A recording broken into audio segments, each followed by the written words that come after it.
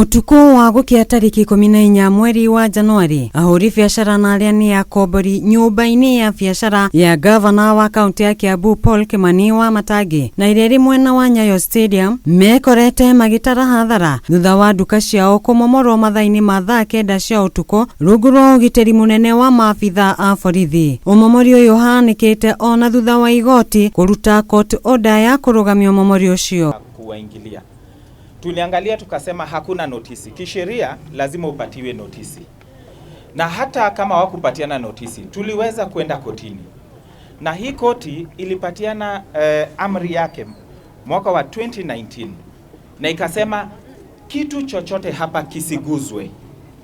Na kwa hakika wakati hii serikali ilikuwa inachukua ushukani 2022, sisi kama mawakili tulifurahi sana, kwa sababu hii serikali ilikuwa tumeambiwa ya kwamba ni inachukuliwa na wale watu ambao walikuwa wamenyanyaswa, na wakakuja wakasema hawatanyanyasa mtu. Gavana Kimani Wamatangi akigirika thutha wa nyumba yake kumomorwo na iria itigite ahuri biashara magitara hathara ya mamilioni ma mbeca, augite umomori ucio kuruhanitio kiuteti muroto ari kumuninira mayo utongoria-ini wake. Wamatangi akiuga gutiri undu kana mundu ukumuthingithia mirutire-ini yake ya wira. Mimi nilianza kazi hapa 1994 nikiwa kijana mdogo. Nilikuwa ninauzanga mandazi na chai ng'ambo hiyo. Nikakuja hapa nikaanza kuosha magari. Baada ya kuosha magari nikapanda ngazi kidogo nikaanza kuuza hayo magari. Baada ya kuuza magari sasa ndio biashara bado nikaanza mambo ya transport.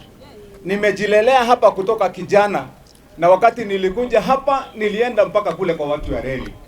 Nikachukua lease ya 65 na ninalipanga kila wiki, kila mwezi tunalipa.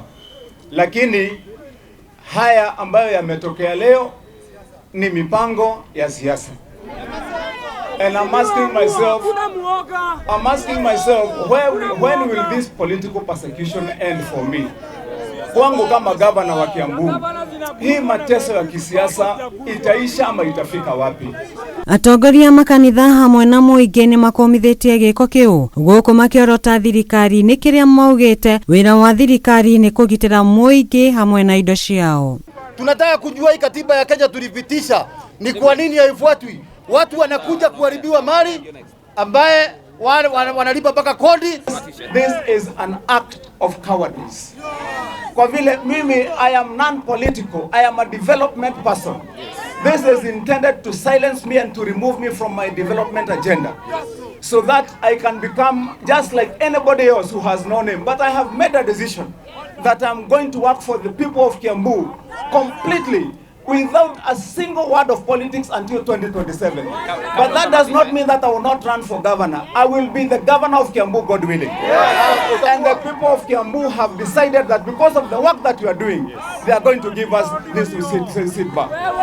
Thutha wa indo cia mamilioni ma mbeca guthukanga, riu gavana wa kaunti ya Kiambu Kimani Wamatangi augite agutimira igoti-ini agikinyira kihoto giake. Ngiribotera mohoro ma Kiheo TV ndi kaunti-ini ya Nairobi, Ngetika Agatha Owairi.